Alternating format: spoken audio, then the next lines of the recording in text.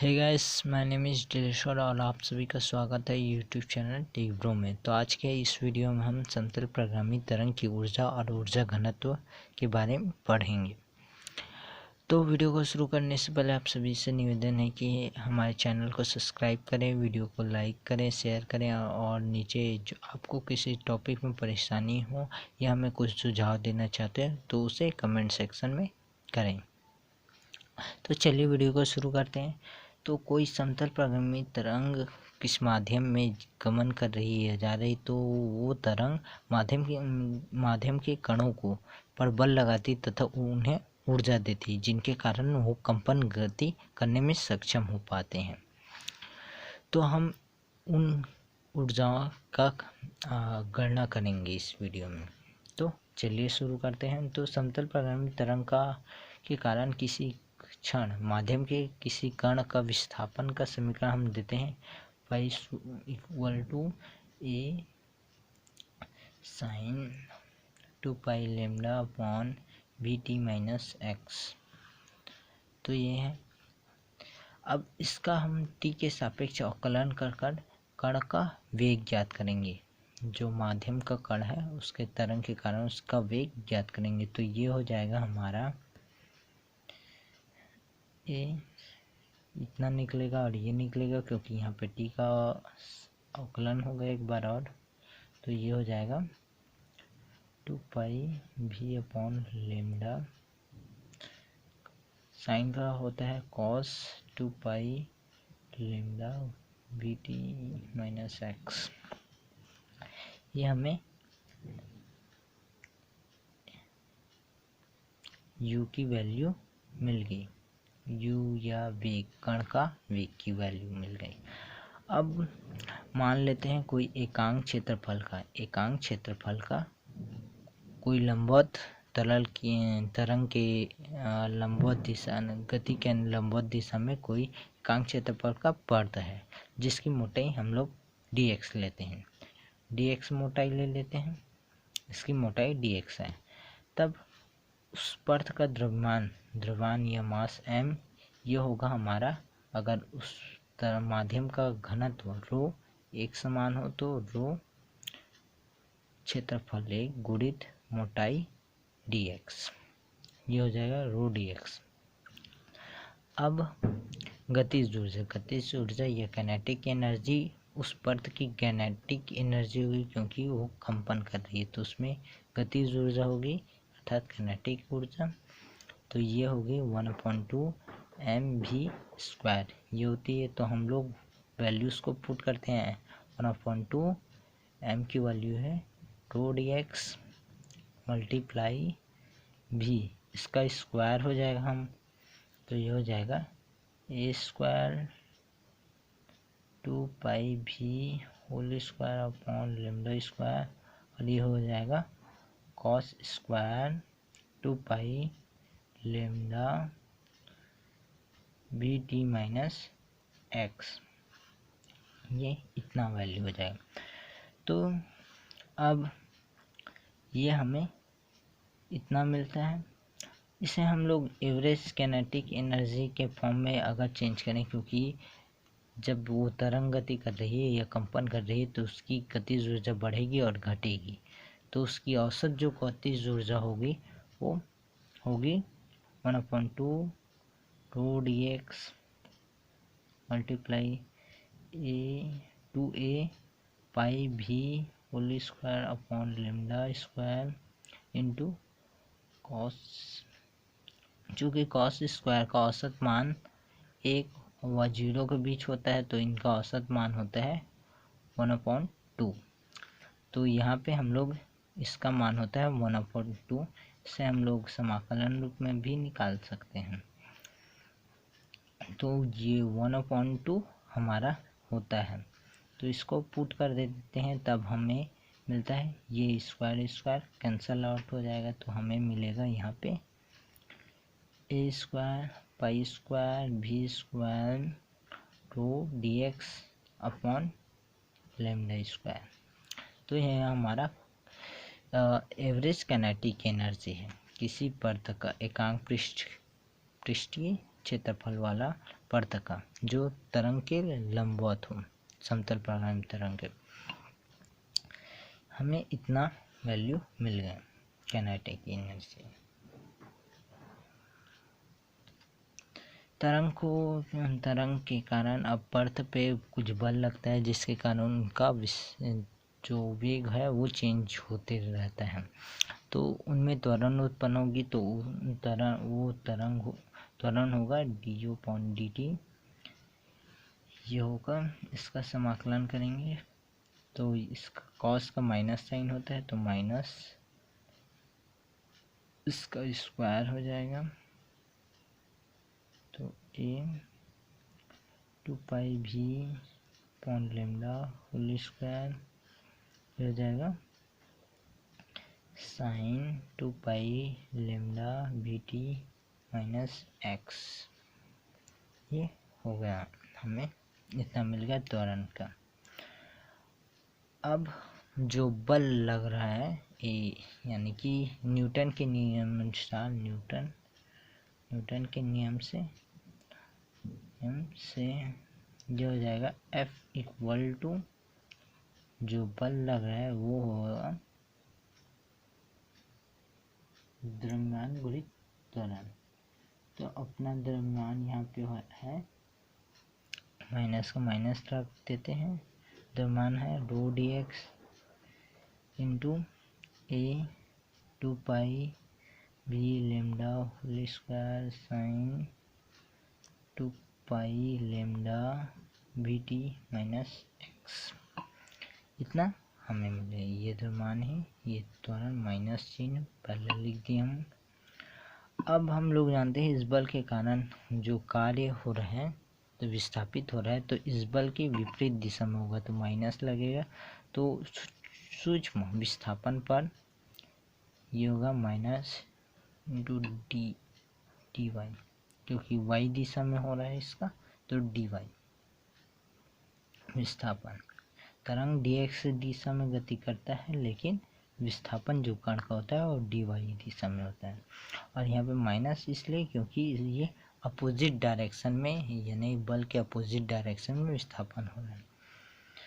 अब मान रख देने पर हमें ये हो जाएगा। अब जो कार्य है, किया गया कार्य, कुल किया गया कार्य ये हो जाएगा अपना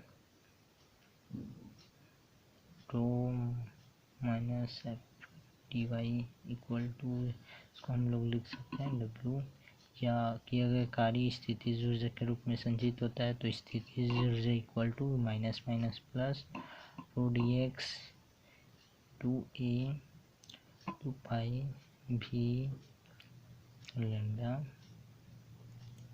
साइन 2π/λ/bt - x। इसको और इसको हम लोग लिख सकते हैं y इस समीकरण से, तो हम लोग इसको लिख लेते हैं dx 2πv²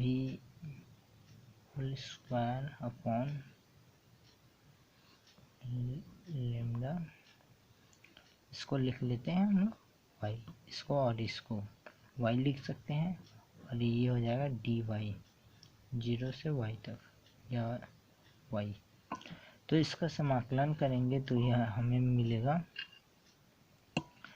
ρdx 2πv/λ whole square y²/2। हमें इतनी वैल्यू मिलती है। y² की वैल्यू को हम यहाँ पे पुट कर देते हैं, अर्थात इसकी स्क्वायर को।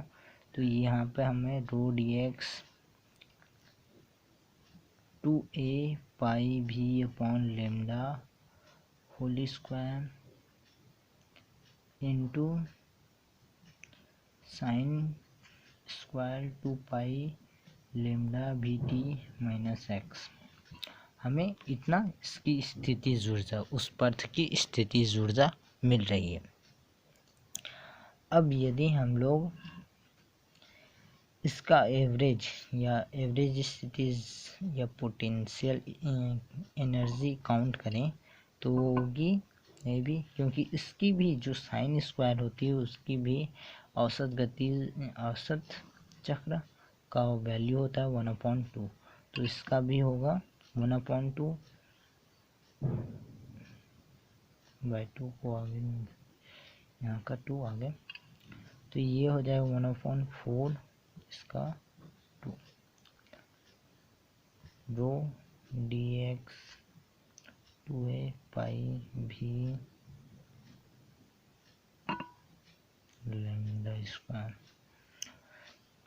हमें इतना वैल्यू मिल रहा है। ये हो जाएगा रो औसत, तो ये हो जाएगा dx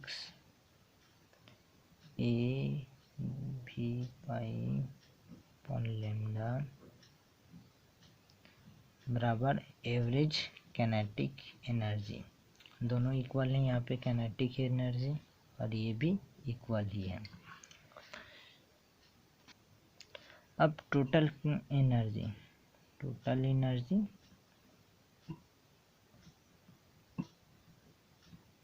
उस एकांक पृष्ठ की स्थितिज ऊर्जा और कैनेटिक गतिज और स्थितिज ऊर्जा का योग निकालेंगे तो हमें मिलेगा यहाँ पे कैनेटिक का ये, तो 1/2 रो dx 2a पाई भी अपॉन लैम्डा होल स्क्वायर। ये हो जाएगा cos square 2 pi lambda v T minus x plus, अब ये पोटेंशियल या स्थितिज ऊर्जा का वैल्यू यहाँ से यहाँ का लिखेंगे हम लोग, यहाँ का, तो 1/2 rho dx 2a pi b upon lambda whole square sine square 2 pi lambda v T minus x. तो हमारी इतनी वैल्यू और इतनी वैल्यू सेम है, तो इसे हम लोग कांस्टेंट के रूप में लिख सकते हैं। तो ये हो जाएगी अपनी हमारी इक्वल, और इतना जो निकलेगा इन दोनों की वैल्यू होती है cos square X plus sine square X equal to 1, और इनका एडिशन होगा तो ये हो जाएगा रो dx 2 पाई भी अपॉन लैम्डा होल स्क्वायर, जो total energy T equal to kinetic average kinetic energy plus average potential energy के बराबर है। अब घनत्व या एकांक आयतन की जो संपूर्ण ऊर्जा होगी वो इस एकांक लंबाई के पृष्ठ के ऊपर निर्भर करेगी या उसकी ऊर्जा के बराबर होगी। तो हम इस जो हमें मिला है पोटेंशियल एनर्जी यानी टोटल एनर्जी, उसे हम का समाकलन कर देंगे इक्वल टू या डेंसिटी ऑफ एनर्जी, तो ये होगी हमारी 0 to 1, इसका रो 2a नहीं, यहाँ पे 2 कैंसल आउट हो जाता है, इससे यहाँ पे ये हो जाता है 1/2।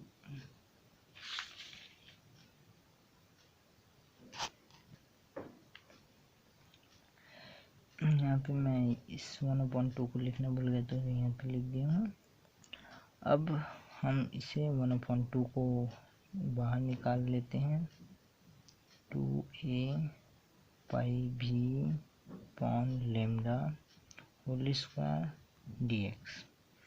तो यहाँ पे dx का समाकलन करेंगे तो इतना तो कांस्टेंट है, बाहर निकल जाएगा, अपना आएगा x का x 0 से लेकर 1 तक करेंगे तो ये 1 आएगा, तो अपना ये आंसर आ जाएगा 1/2 2a pi b square upon lambda square rho, या E equal to 2a pi a square y pi square b square upon lambda into row.